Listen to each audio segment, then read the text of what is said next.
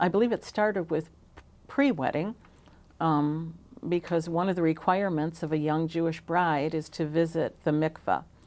And I had heard of a mikvah, but I had certainly never visited one. I don't think my mother ever did.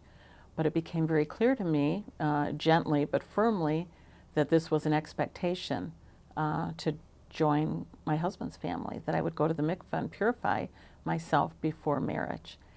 And I was very nervous, apprehensive.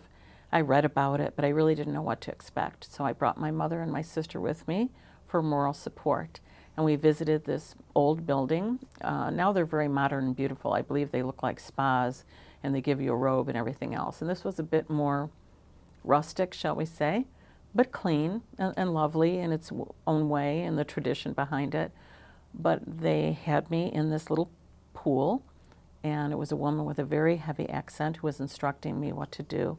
And my mother and sister were flanking the pool, and I'm all together in this pool, and not knowing what to do next. The woman who was in charge started shrieking at me with a very heavy accent that I couldn't understand.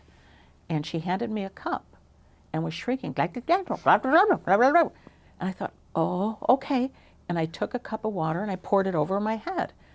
My hair was going to frizz. I wasn't happy, but I had to do what she said. She became even more upset and agitated and said, get water, and again handed me the cup. And I was just stupefied, and we didn't know what she was talking about until I looked at the corner of this pure, clean mikvah, and there was a huge dead cricket floating in the water, and she was saying to me, get the cricket. She wanted me to get the cricket out, to get it out so I could indeed immerse myself in the water. So it broke the tension, and we laughed, and I did what I was supposed to do, came out, all was well. But later on, my mother-in-law, Lillian, who's lovely, said to me, now how was it?